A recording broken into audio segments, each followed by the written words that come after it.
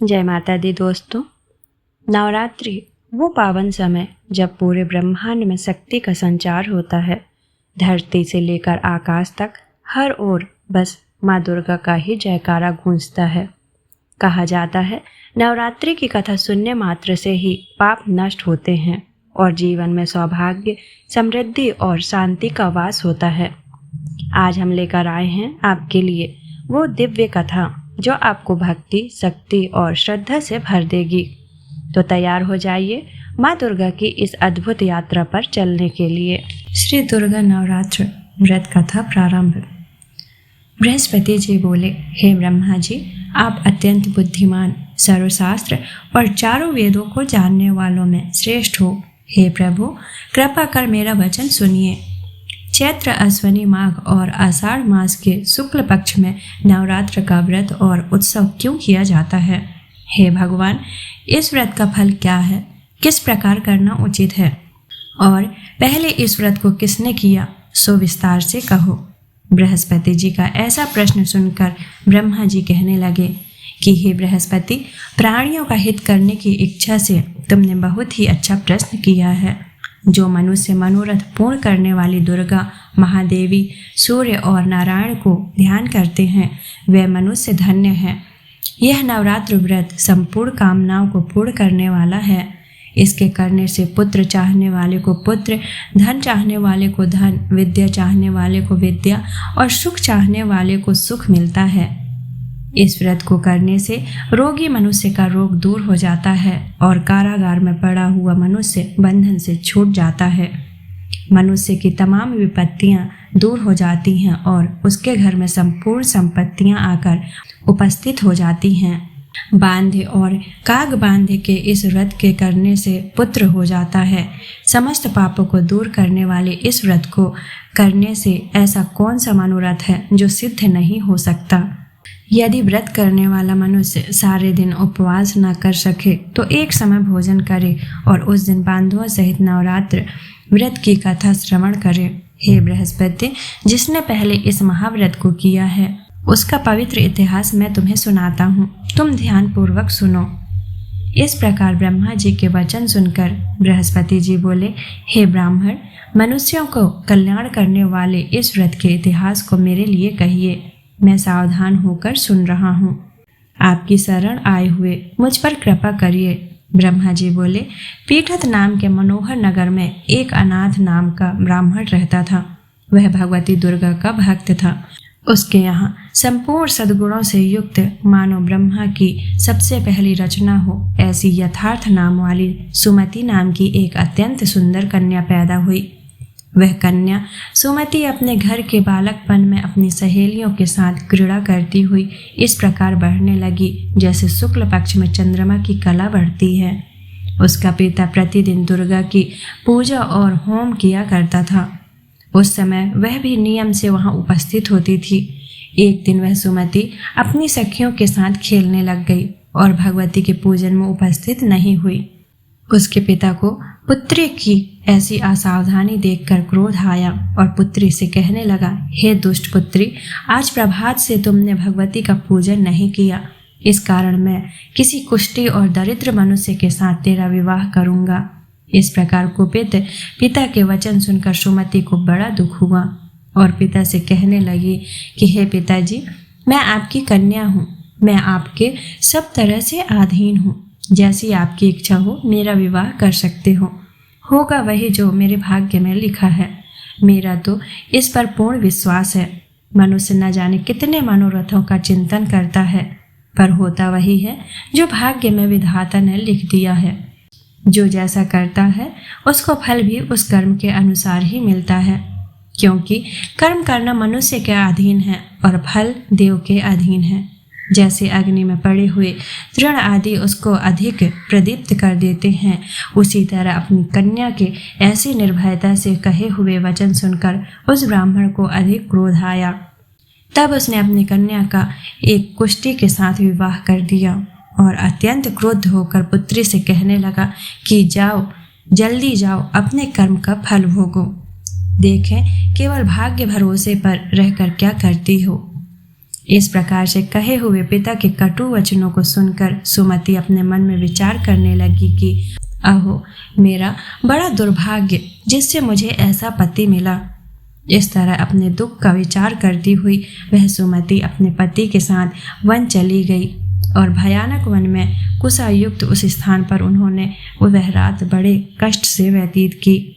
उस गरीब बालिका को ऐसी दशा में देखकर भगवती पूर्व पुण्य के प्रभाव से प्रकट होकर सुमति से कहने लगी कि हे ब्राह्मणी, मैं तुम पर प्रसन्न हूँ। तुम जो चाहो वह वरदान मांग सकती हो। मैं प्रसन्न होने पर मनवांछित फल देने वाली हूँ। इस प्रकार भगवती दुर्गा का वचन सुनकर ब्रह्माणी कहने लगी, आप कौन हैं जो मुझ पर प्रसन्न हुई हो? यह सब मेरे लिए कहो और अपनी कृपा दृष्टि से मुझ दासी को कृतार्थ करो। ऐसा ब्रह्माणी के वचन सुनकर देवी कहने लगी, मैं आदि शक्ति हूँ और मैं ही ब्रह्म हूँ, विद्या और सरस्वती हूँ। मैं प्रसन्न होने पर प्राणियों के दुख दूर कर उसको सुख प्रदान करती हूँ। हे ब्रह्माणी, मैं तुझ पर तेरे पूर्व जन्म के पुण्य के प्रभाव से प्रसन्न हूँ। तुम्हारे पूर्व जन्म का वृतांत सुनाती हूँ, सुनो। तुम पूर्व जन्म में निषाद की स्त्री थी और अति पतिव्रता थी। एक दिन तेरे पति निषाद ने चोरी की। चोरी करने के कारण तुम दोनों को सिपाहियों ने पकड़ लिया और ले जाकर जेल खाने में कैद कर दिया। उन लोगों ने तुझे और तेरे पति को भोजन भी नहीं दिया। इस प्रकार नवरात्र के दिनों में तुमने ना तो कुछ खाया और न ही जल पिया, इसलिए 9 दिन तक नवरात्र का व्रत हो गया। हे ब्रह्माणी, उन दिनों में जो व्रत हुआ उस व्रत के प्रभाव से प्रसन्न होकर तुम्हें मनवांछित वस्तु दे रही हूँ। तुम्हारी जो इच्छा हो सो मांगो। इस प्रकार दुर्गा के कहे वचन सुनकर ब्रह्माणी बोली कि अगर आप मुझ पर प्रसन्न हैं तो हे दुर्गे, आपको प्रणाम करती हूँ। कृपा करके मेरे पति के कोढ़ को दूर करो। देवी कहने लगी कि उन दिनों में जो तुमने व्रत किया था उस व्रत के 1 दिन का पुण्य अपने पति का कोढ़ दूर होने के लिए अर्पण करो।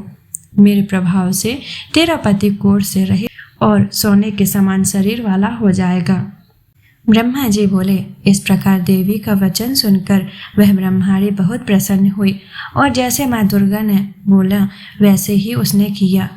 तब तक उसके पति का शरीर भगवती दुर्गा की कृपा से कुष्ठहीन होकर अति कांति युक्त हो गया, जिसकी कांति के सामने चंद्रमा की कांति भी क्षीण हो जाती है। वह ब्रह्माणी पति की मनोहर देख को देखकर देवी को अति पराक्रमी वाली समझकर स्तुति करने लगी कि हे दुर्गे, आप दुर्गत को दूर करने चली, तीनों जगत का संताप हरने वाली, समस्त दुखों को दूर करने वाली, रोगी मनुष्य को निरोग करने वाली, प्रसन्न होने पर मनवांछित वस्तु को देने वाली और दुष्ट मनुष्य का नाश करने वाली हो। तुम ही सारे जगत की माता और पिता हो। हे अम्बे, मुझे अपराध रहित अबला को मेरे पिता ने कुष्ठा के साथ विवाह कर मुझे घर से निकाल दिया। उसकी निकाली हुई मैं पृथ्वी पर घूमने लगी। आपने ही मेरा इस आपत्ति रूपी समुद्र से उद्धार किया है। हे देवी, आपको प्रणाम करती हूँ, मुझ दीन की रक्षा करिए। ब्रह्मा जी बोले कि हे बृहस्पति, इसी प्रकार उस सुमति ने मन से देवी की बहुत स्तुति की। उसकी स्तुति सुनकर देवी को बहुत संतोष हुआ और ब्रह्माणी से कहने लगी, हे ब्रह्माणी, तुम्हारे उदय अल्जाम का एक अति बुद्धिमान, धनवान, कीर्तिवान और जितेंद्रिय पुत्र शीघ्र ही होगा। ऐसा कहकर वह देवी उस ब्रह्माणी से फिर कहने लगी कि हे ब्रह्माणी, और जो कुछ तेरी इच्छा हो वही मनवांछित वस्तु तुम मांग सकती हो। ऐसा भगवती दुर्गा का वचन सुनकर सुमति बोली, हे भगवती दुर्गे, अगर आप मुझ पर प्रसन्न हैं तो कृपा कर मुझे नवरात्रि विधि बताइए। हे दयावती, जिस विधि से नवरात्र व्रत करने से आप प्रसन्न होती हैं उस विधि और उसके फल को मेरे लिए विस्तार से वर्णन करिए। इस प्रकार ब्रह्माणी के वचन सुनकर दुर्गा जी कहने लगी कि हे ब्रह्माणी, मैं तुम्हारे लिए संपूर्ण पापों को दूर करने वाली नवरात्र व्रत विधि को बतलाती हूँ, जिसको सुनने से तमाम पापों से छुटकारा और मोक्ष की प्राप्ति हो जाती है। अश्वनी मास के शुक्ल पक्ष की प्रतिपदा से लेकर 9 दिन तक विधि पूर्वक व्रत करें। यदि दिन भर का व्रत न कर सके तो एक समय का भोजन करें।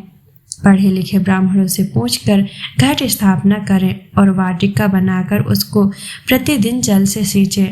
महाकाली, महालक्ष्मी और महासरस्वती की मूर्तियां बनाकर उसकी नित्य विधि सहित पूजा करें और पुष्पों से विधि पूर्वक अर्घ्य दें। बिजौरा के फूल से अर्घ्य देने से रूप की प्राप्ति होती है। जायफल से कीर्ति, दाख से कार्य की सिद्धि होती है, आंवले से सुख और केले से भूषण की प्राप्ति होती है। इस प्रकार फलों से अर्घ्य देकर यथाविधि हवन करें। खांड, घी, गेहूँ, शहद, जौ, तिल, बिंब, नारियल, दाग और कतम्ब इनसे हवन करें। गेहूँ होम करने से लक्ष्मी की प्राप्ति होती है।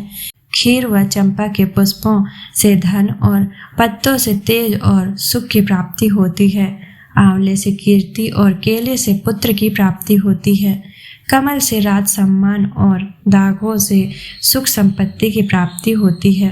व्रत करने वाला मनुष्य इस विधान से होम कर आज को अत्यंत नम्रता के साथ प्रणाम करे और यज्ञ की सिद्धि के लिए उसे दक्षिणा दे। इस महाव्रत को विधि विधान के अनुसार जो कोई करता है उसके सब मनोरथ सिद्ध हो जाते हैं, इसमें तनिक भी संशय नहीं है। इन 9 दिनों में जो कुछ दान आदि दिया जाता है उसका करोड़ों गुना फल मिलता है। इस नवरात्र के व्रत करने से ही अश्वमेघ यज्ञ का फल मिलता है। हे ब्रह्माणी, इस संपूर्ण कामनाओं को पूर्ण करने वाले उत्तम व्रत को तीर्थ, मंदिर अथवा घर में ही विधि के अनुसार करें। ब्रह्मा जी बोले, हे बृहस्पति, इस प्रकार ब्रह्माणी को व्रत की विधि और फल बताकर देवी अंतर ध्यान हो गई। जो मनुष्य या स्त्री इस व्रत को भक्ति पूर्वक करता है वह इस लोक में सुख पाकर अंत में दुर्लभ मोक्ष को प्राप्त होता है। हे बृहस्पति, यह दुर्लभ व्रत का महात्म्य मैंने तुम्हारे लिए बताया है।